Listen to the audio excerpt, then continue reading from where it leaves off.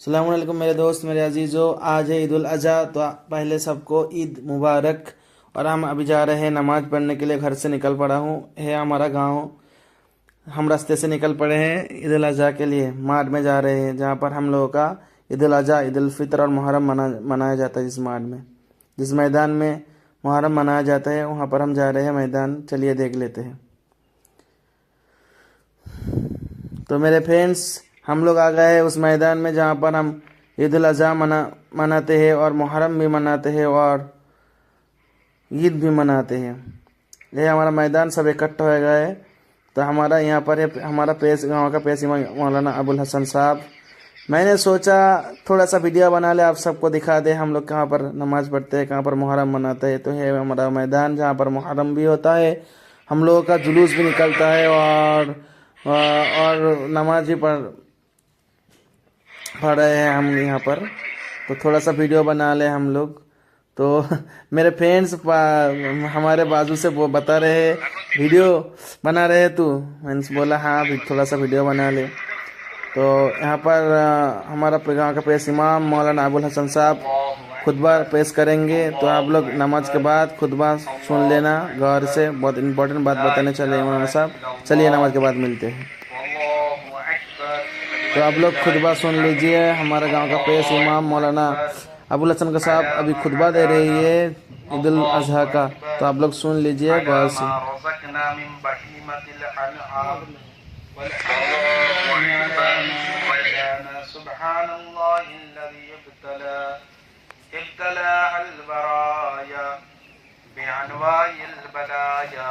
لئلا يبطل الجزاء ولتحسن العطايا فبعث الرسول ربنا तो मौलाना साहब खुतबा देने लग गए हैं।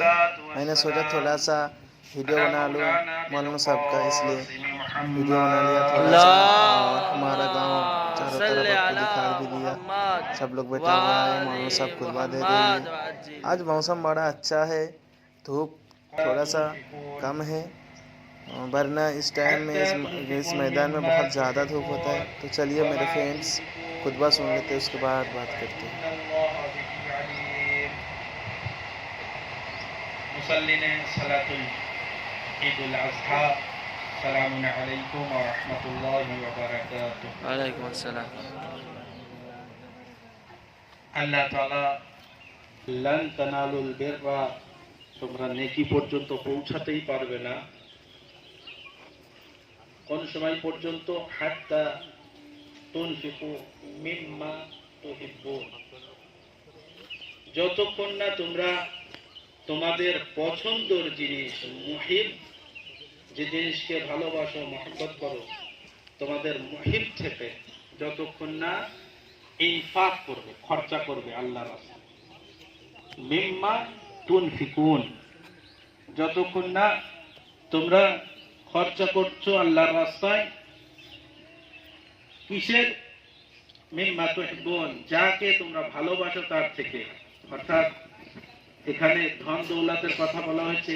পিছনের আয়াত যে আল্লাহ তাআলা ইশারা করেছেন যে সমস্ত ব্যক্তি ঈমান রাখে না, তারা দুনিয়াকেও যদি লুটিয়ে দেয় তাহলেও আল্লাহর নিকটে এটা কবুল নয়, কাবিলে কবুল নয়। একবার দুরূদ শরীফ পড়েন মুহাম্মদ। কে আল্লাহ তাআলা নিকটে যদি কোনো ব্যক্তি নেকি পর্যন্ত পৌঁছাতে চায়, বীর পর্যন্ত পৌঁছাতে চায়, যত ধরনের নেকি আছে ওই বীর শব্দের ভিতরে চলে আসে।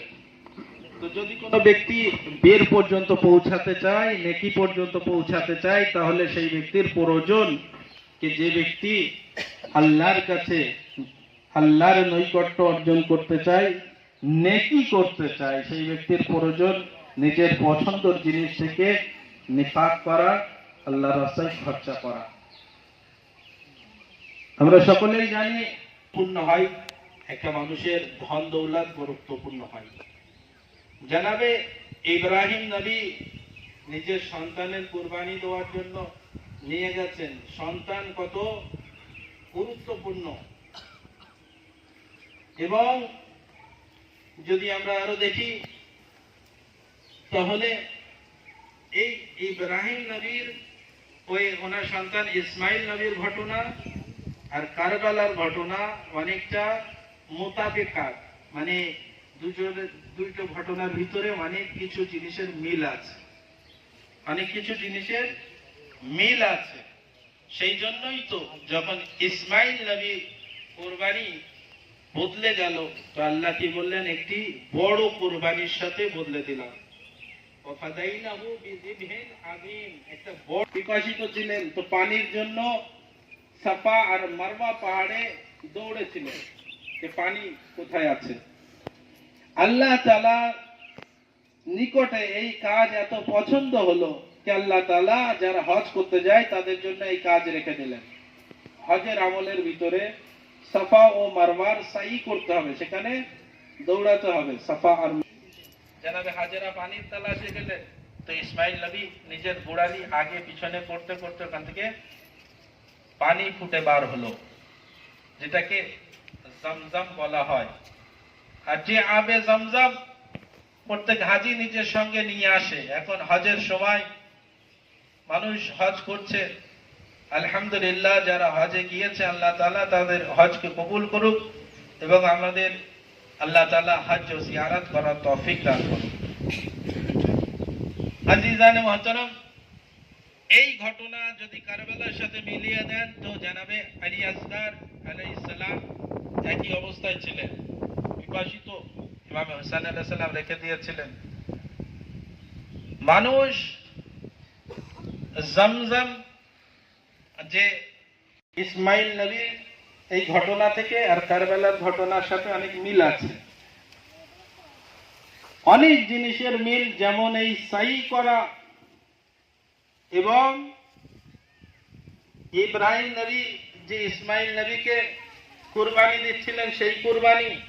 এবং আমি বলেছি তিনটি জিনিস মানুষের জন্য খুব গুরুত্ব রাখে, সব থেকে বেশি গুরুত্ব রাখে, মানুষের জান, মানুষের আওলাদ, মানুষের ধন দৌলত, ধন সম্পদ। ইমামে হোসেন আলাইহিস সালাম যে কোরবানি দিয়েছেন, আজিম কোরবানি, এই কোরবানির থেকে অনেক বেশি বড় কোরবানি, যেটা এই কোরবানি থেকে বদলে দেওয়া হয়েছিল। তো এখানে ইব্রাহিম নবী শুধুমাত্র নিজের সন্তানের কোরবানি দিতে যাচ্ছিলেন এবং গিয়েছিলেন মিনার, ওখানে গিয়ে চোখে পটি বেঁধে ছুরি চালিয়েছিলেন। ওখানে ইমামে হোসেন আলাইহিস সালাম নিজের কুরবানি, নিজের জানের কুরবানি, নিজের আওলাদের কুরবানি, নিজের ধন সম্পদ যা ছিল সবাই লুটে নিয়েছিল, এমনকি ওনার হাতের আঙ্গুটি পর্যন্ত নিয়ে নিয়েছিল, সবকিছু লুটিয়ে দিলেন। তাহলে আমরা এখান থেকে বুঝতে পারি যে এই কুরবানিকে আজিম কুরবানির সাথে বদলে দেওয়া হয়েছে, বলা হয়েছে। তো এখানে প্রমাণ হয়ে যায় যে হ্যাঁ, এখানে শুধু ইব্রাহিম নবী নিজের সন্তানের কুরবানি দিচ্ছিলেন আর এই কুরবানিকে আজিম কুরবানিতে বদলে দিলেন, অর্থাৎ ইমামে হোসেন আলাইহিস সালাম সবকিছু লুটিয়ে দিলেন। সেই জন্য ইমামে হোসেন আলাইহিস সালামের কুরবানি আজিম কুরবানি। একবার দুরূদ শরীফ পড়েন মুহাম্মদ ওয়া আলি মুহাম্মদ। खुतबा होना ही वाला है, तो एकदम आखिरी वक्त में हम आ गए खुतबा के। खुतबा होने ही वाला है, तो खुतबा खत्म हो अब हम घर लौट रहे हैं नमाज पढ़ के। अब हम घर लौट रहे हैं नमाज पढ़ के। हमारा गांव है, थोड़ा सा वीडियो मैंने सोचा थोड़ा सा वीडियो बना ले, आप सबको दिखा दे हमारा गांव। तो हम घर जा रहे हैं, यहाँ पर दुकान है, तो हम जा रहे हैं। रास्ते में एक फ्रेंड नज़र आ गया मेरा, बहुत मुलाकात उनसे हो गया, तो हम जा रहे हैं। तो आप मिलते हैं अगली वीडियो में। खुदा हाफिज़ मेरे दोस्त, मेरे फ्रेंड।